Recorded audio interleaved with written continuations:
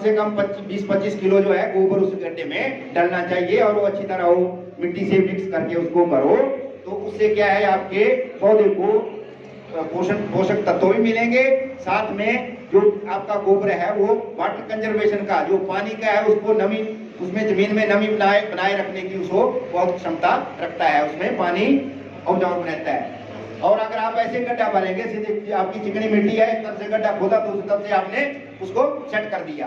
तो अगर आप बरसात में जैसे भरी बरसात में करेंगे, वो पौधा आपका कभी भी नहीं उठेगा, वो इतना दब जाएगा, इतना उसका स्लिपर बन जाएगा मिट्टी का कि आपका पौधा कभी नहीं चलेगा। इसलिए आपका जो पौधे का जो साइज और उसका बढ़ाई, ये आपकी वैलेंटाइन जो है आपकी ये मार्च, इसमें अप्रैल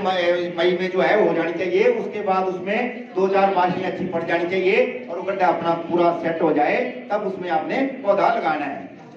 क्योंकि और कोई कारण नहीं है कि भाई आपका पौधा नहीं चलने का। सबसे बड़ा पौधा हमारा ये रहता है कि अक्सर हम लोग क्या करते हैं, हम प्रॉपर गड्ढे का साइज है उसमें गोबर वगैरह नहीं डालते हैं।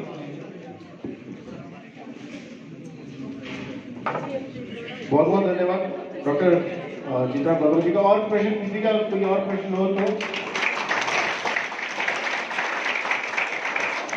बहुत धन्यवाद सर, सबका बहुत बहुत धन्यवाद। जैसा डॉक्टर साहब ने बताया लीची के बारे में, देखिए लीची वहां लगती है जहां सिर गर्म पैर नरम, मतलब ऊपर टेम्परेचर चाहिए और नीचे पानी चाहिए। लीची हमेशा वही लगती है। लीची का एक रूल आप फॉलो कर लो, सब रूल बोलते हैं कि लीची वही लगती है जहां सिर गर्म पैर नरम, मतलब ऊपर टेम्परेचर होना चाहिए और नीचे पानी होना चाहिए। हम पौधे तो लगा देते हैं, और सर ने बड़ा अच्छा बताया कि पौधे 2 टाइप के होते हैं, सदाबहार पौधे और जो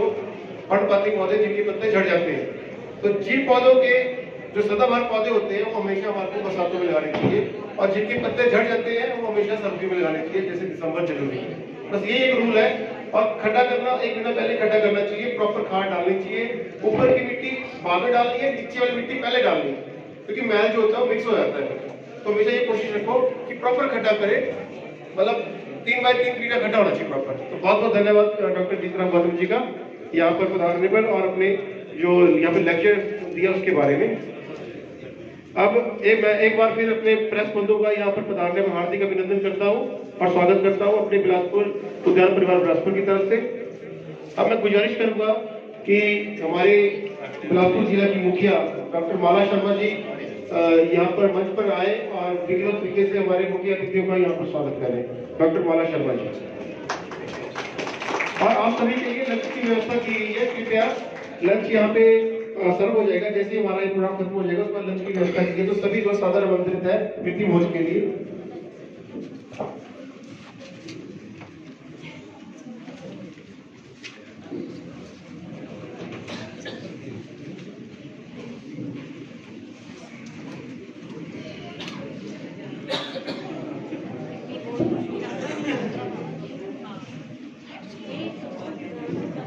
आज के हमारे ये प्रशिक्षण शिविर चल रहा है कि मुख्य अतिथि श्री रणधीर शर्मा जी, माननीय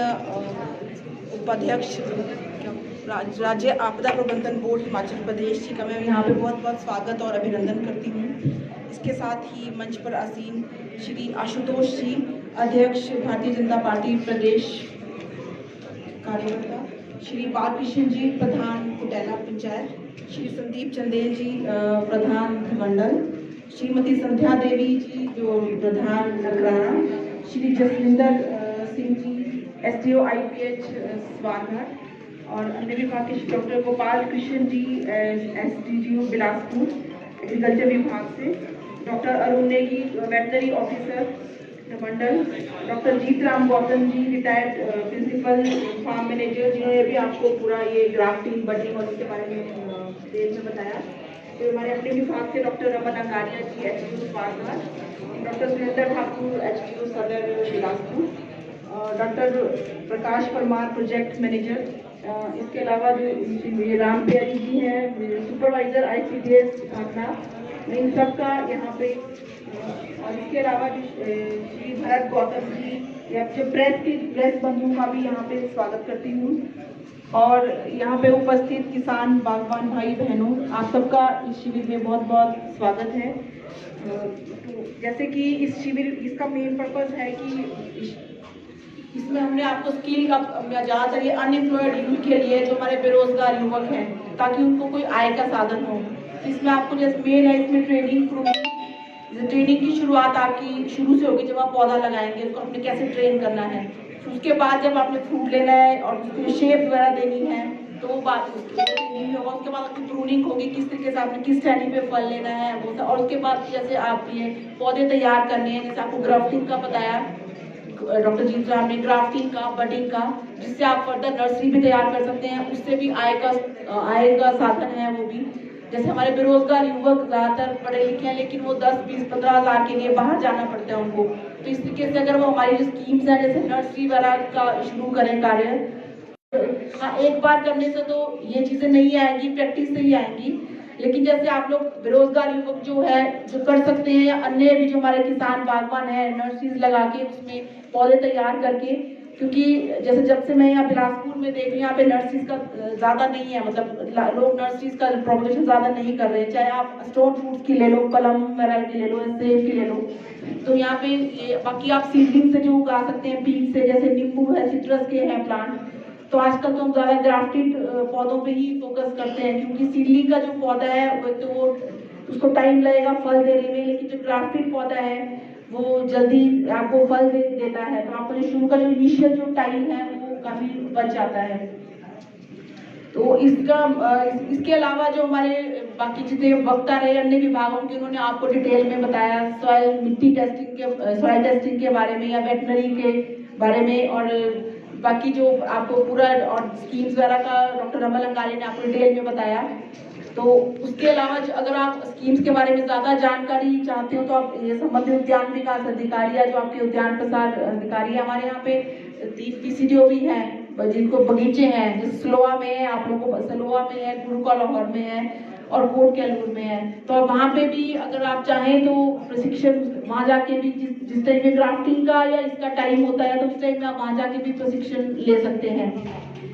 क्योंकि बाकी जिलों में भी जैसे कि प्रशिक्षण जो है जो इससे कमाते हैं पैसा, तो हमारे बिलासपुर में जैसे हमसे कई प्राइवेट लोग पूछते हैं कि हमने अपने कलमें करवानी है, तो वो सारा आजकल तो आपको पता है सब कुछ पेड सर्विस है। तो अगर आप में से जितने भी लोग हैं, अगर यहाँ पे इसमें से आपके 5-10 लोग भी आगे आते हैं और इसको अपनाते हैं, तो हमारे लिए बहुत बड़ी उपलब्धि है कि हमारा जो ये कैंप है ये सक्सेसफुल हो गया। तो एक हमारी शिवा परियोजना के बारे में तो आप लोगों को बताया, जैसे आपके कलेक्ट में हमने बगीचा लगाया और भी हमने साइट सिलेक्ट किया यहाँ पे घंटे वाला, और ये तो इसमें जितना आप गेहूं मक्की वगैरह नहीं, तो जैसे आप यहाँ लोग कह रहे थे बंदरों की बहुत समस्या है, तो उसके लिए तो आप शिवा प्रोजेक्ट में आप कम से कम 10 हेक्टेयर में आप सब लोग इकट्ठे होकर, चाहे वो 2 बीघे का किसान है चाहे वो 10 बीघे वाला किसान है, सब एकजुट होकर के काम करें, तो अपने बगीचे लगाएं। आप सिट्रस का लगा सकते हैं, गुआवा का लगा सकते हैं, जो मेन इस क्लाइमेट के लिए, जैसे स्वीट ऑरेंज वगैरह माल उसके, क्योंकि इस प्रोजेक्ट में हमारे जैसे उसके बाद प्रोसेसिंग यूनिट भी लगाए जाएंगे, जहाँ पे आपके 3-4 क्लस्टर 50-60 हेक्टेयर हो गया, तो आपको मार्केटिंग और इसकी समस्या नहीं आएगी। क्योंकि जैसे बिलासपुर में अगर मैं जिला की, जैसे यहाँ पे आम के हैं, लेकिन लोगों का थोड़ा मार्केटिंग ना होने की वजह से लोग थोड़ा आम से भी कट रहे हैं कि मार्केटिंग की समस्या है। तो ये जो प्रोजेक्ट है ये बहुत अच्छा है। तो हम ये चाहेंगे कि आप लोग इस प्रोजेक्ट में बढ़ चढ़ के भाग लो, इसको अपनाएं। आपकी भागीदारी के बिना ये नहीं हो सकता, क्योंकि सरकार पैसा लगा सकती है इसमें, आपको सब कुछ फ्री में है, बगीचा लगा के देंगे, लेकिन हाँ आगे तो आपको मेहनत आपको ही करनी पड़ेगी इसमें, क्योंकि टेक्निकल जो आपको एडवाइस जो भी समय समय पर रही है वो तो विभाग की ही रहेगी। तो आप सबसे अनुरोध है कि हमारे जो जितने भी विभाग की और भी स्कीमें हैं जो आपको बताई गई हैं, क्योंकि इस वक्त अब डिटेल में बता दिया आपको से डॉक्टर रमल ने, तो जो भी स्कीम्स है हमारी, चाहे सेंटर की स्कीम्स है, बल्कि आगे हमने लगा रखा है जिसमें आप देख सकते हैं। आपको कभी भी किसी भी स्कीम की जानकारी या कोई हॉर्टिकल्चर रिलेटेड कोई भी इंफॉर्मेशन कोई चाहिए हो, तो आप नजदीकी अपने उद्यान विकास केंद्र से, आप अपने उपनिदेशक कार्यालय से, कहीं से भी फोन के जरिए या वैसे संपर्क कर सकते हैं। तो इस कैंप में आने पे मैं आप लोगों का भी बहुत धन्यवाद चाहूंगी कि आप लोग इसमें कुछ सीख के जाएं और आगे अपनी आय को बढ़ाएं, जो इसका मुख्य हमारा जो पर्पस जो है पूरा हो, ताकि और उसके अलावा इसमें कुंभ विकास मशरूम का भी यूनिट आपके यहाँ पे भी हमने तो अभी ये प्रधान जी हैं इनका एक लगाया है अभी यूनिट, अभी तो सब्सिडी भी गई नहीं है, लेकिन एक मशरूम का है। तो हमारे एक नरेंद्र करके हैं बिलासपुर में, कभी आप लोग को मौका मिले तो वहाँ आप जाएं, वो आपको कंपोस्ट भी दे रहे हैं और स्पॉन भी बीज सब आपको बिलासपुर में ही मिल जाएगा, क्योंकि और जिलों में भी यहाँ से वही दे रहे हैं। तो हमारे लिए ये प्लस पॉइंट है कि हमारे को अपने जिला में ही ये चीज़ें मिल जाएंगी। तो मशरूम यूनिट जैसे जो बड़ा लगाया है इन्होंने, वो तो मतलब 8 लाख अनुदान है, छोटे यूनिट भी लगा सकते हैं आप, जिसमें 20 बाय 12 बाय 10 का रूम होता है। तो ये तो भी बड़ा, उसमें 50,000 का अनुदान है, तो छोटे लेवल पे आप लोग शुरू कर सकते हैं जी। तो आप ये लोग ये चीजें शुरू कर सकते हैं। बाकी एक पुष्प फूलों की खेती का, जैसे हमारी पुष्प क्रांति स्कीम है, उसमें आप ग्रीन हाउस लगाने पे अनुदान है आपको 80-85, किसी में 50% सब्सिडी 80% है। फिर आप जब ग्रीन हाउस लगाएंगे उसमें आप जो पौधे लगाएंगे, आप चाहे रोज का लगाएं, जरबरा का लगाएं, कार्नेशन लगाएं, उसमें भी अनुदान है। तो ये बहुत अच्छी स्कीम्स है हमारे प्रदेश सरकार की, इनका आप लोग पूरे फायदा उठाएं, क्योंकि थोड़ा स्वारघाट एरिया में अभी थोड़ा है नहीं इतना ज़्यादा इसका, क्योंकि बगीचे वगैरह भी हमारे तलेट में ही अभी प्रॉपर जो लगा है। तो मैं चाहूँगी कि आप लोग इसमें बढ़ चढ़ के भाग लें और उद्यान विभाग की स्कीमों का पूरा फायदा लें। तो इसके साथ ही मैं ज़्यादा वक्त लूँगी और शर्मा जी का सर का मैं एक बार फिर से धन्यवाद करती हूँ अपने विभाग की तरफ से, आप लोगों की तरफ से, सबकी तरफ से, कि वो अपना समय निकाल के आए और यहाँ पे हम सबको आशीर्वाद देने के लिए काम आए, यहाँ पे हम सबको मौका दिया कि हम उनके इनसे कुछ बात। तो धन्यवाद, थैंक यू, धन्यवाद, बहुत बहुत धन्यवाद, बहुत बहुत धन्यवाद डॉक्टर माला शर्मा जी का। डॉक्टर माला शर्मा जी ने बताया कि कैसे कैसे हमारी स्कीम यहाँ चली आ रही है। यहाँ की जो स्थानीय प्रधान मैं पहले ही बता चुका हूँ, उन्होंने भी मशरूम हाउस के लिए विभाग से 8 लाख की जो है सब्सिडी दी है। और मैं अनुरोध करना चाहूँगा सभी जो छोटे स्केल पे काम करना चाहते हैं, 50,000 रुपये की सब्सिडी जो है विभाग देता है 20 बाई 12 बाई 8 का एक मशरूम हाउस बनाने के लिए। और ये इतना अच्छा काम है कि आप घर बैठे बैठे जो है अपनी रोजी रोटी कमा सकते हैं। खासकर हमारी जो महिलाएं यहाँ पे बैठी है, क्योंकि ये बड़ा इजी काम होता है, मशरूम अपने आप ग्रो करता है और 3 महीने की क्रॉप यहाँ पे आप आराम से ले सकते हैं। 3-4 महीने की, तो 3-4 महीने में आप 4 से 5 लाख रुपए कमा सकते हैं। एक बैग जो 90 रुपये का पड़ता है, तो एक बैग से आप 90 रुपये लगा के आप कम से कम 400-450 रुपये आराम से कमा सकते हैं घर बैठे बैठे। कोई काम करने की जरूरत नहीं है, सर्दी के सीजन में आप कर सकते हैं। ऐसे भी बहुत सारी स्कीमें मैंने आपको बताई है भी, तो ज़्यादा समय का अभाव भी है और भोजन का समय भी हो गया है। तो आज के जो मुख्य अतिथि माननीय श्री गद्दी शर्मा जी से मैं गुजारिश करना चाहूँगा कि वो मंच पे आए और हमें एक शुभ आशीर्वाद दें। श्री गद्दी शर्मा जी।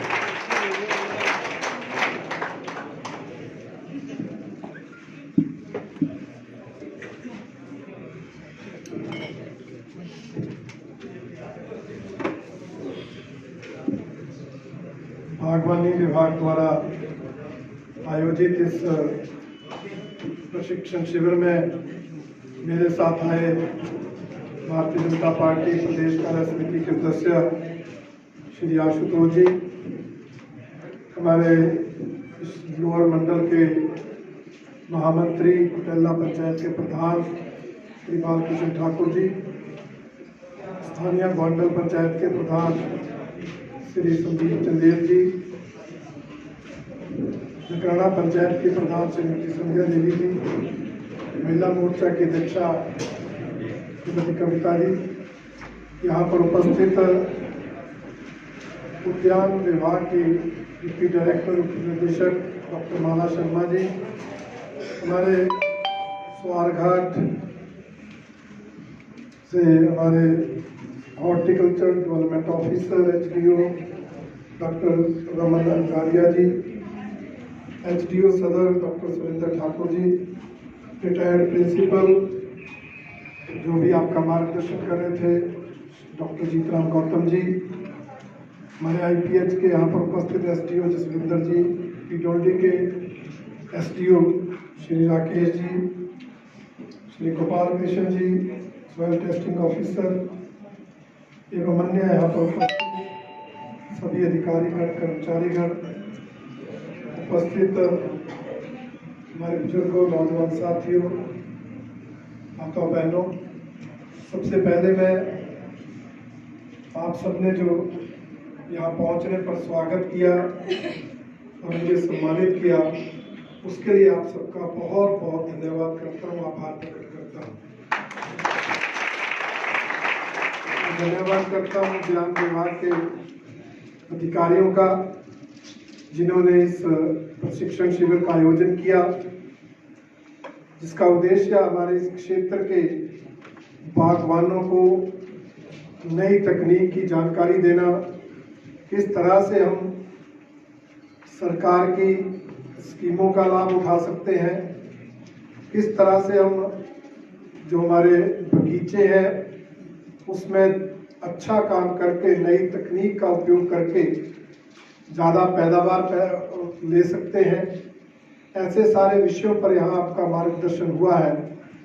और मैंने जितनी देर में देखा, बहुत ही व्यावहारिक ढंग से, प्रैक्टिकल ढंग से प्रशिक्षण दिया गया है, जिसके लिए मैं आप सबकी ओर से, अपनी ओर से उद्यान विभाग के अधिकारियों का बहुत बहुत धन्यवाद करता हूँ, आभार प्रकट करता हूँ। आग्रह मेरा आप सबसे यही है कि हम सब ने सुना है, परंतु उसको हमने फील्ड में प्रैक्टिकली करना है, क्योंकि हमारे आदरणीय प्रधानमंत्री नरेंद्र मोदी जी का सपना, लक्ष्य है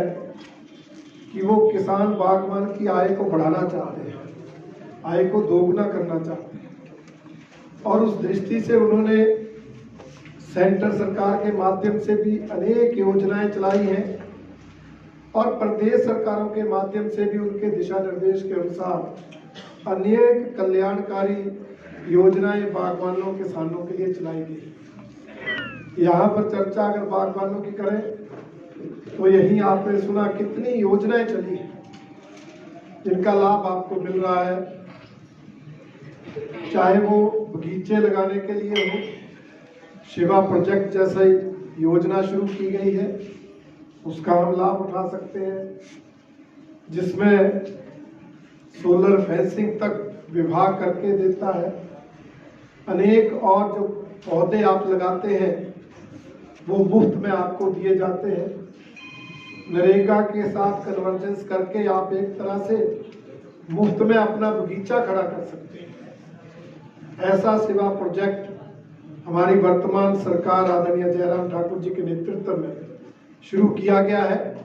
जिसके अनेक क्लस्टर यूनिट हमारे जिला बिलासपुर में, हमारे विधानसभा क्षेत्र में भी शुरू हुए। दियोत पंचायत के मझेड़ गांव में, लहरी पंचायत के दलेत गांव में और बसी पंचायत के घट्टेवाल गांव में ये क्लस्टर शुरू हुए हैं, जहां किसानों ने अपनी जमीन को बगीचों में परिवर्तित करने की शुरुआत की है और विभाग के हमारे यहाँ के अधिकारियों ने उनका भरपूर सहयोग दिया है। इस तरह का लाभ हम सब भी उठा सकते हैं, हम सबको भी, क्योंकि हम देखते हैं कई बार हम जमीन में जो रेगुलर परंपरागत खेती है, फसलें हैं, वो उगाना नहीं चाहते, क्योंकि उसके लिए दिन रात मेहनत भी करनी पड़ती है, कुछ जो है जंगली जानवरों की भी दिक्कत आती है। तो सबसे बचने के लिए, या कुछ जमीन जिस पर आप खेती करते हैं उसके अलावा भी ऐसी जमीन होती है, खलेतर बोलते हैं और ऐसे घासनियां बोलते हैं, उस जमीन पर भी बगीचे लगाए जा सकते। जमीन हमारे पास है परंतु उस पर या तो परंपरागत खेती करते हैं, मक्की की फसल ले ली, गेहूं की फसल ले ली, बारिश हो गई तो फसल हो गई, नहीं तो जीरो। और इसलिए धीरे धीरे आने वाली पीढ़ी कृषि बागवानी की ओर ध्यान नहीं देती। परंतु अगर हम अपनी जमीन का सही उपयोग करें, ठीक है फसल भी जरूरी है, अनाज भी जरूरी है, मक्की और गेहूं की खेती भी करें, पर जो हमारी ऐसी जमीन है जहां सिर्फ घास होता है, वहां अगर आप बगीचा लगा देंगे, पौधे लगा देंगे, फलदार पौधे लगा देंगे, तो घास तो फिर भी होगा खाली जमीन पर, परंतु आपके फलदार पौधे उगेंगे, जिससे आपको जो है बहुत अच्छी आय, बहुत अच्छी इनकम होनी शुरू हो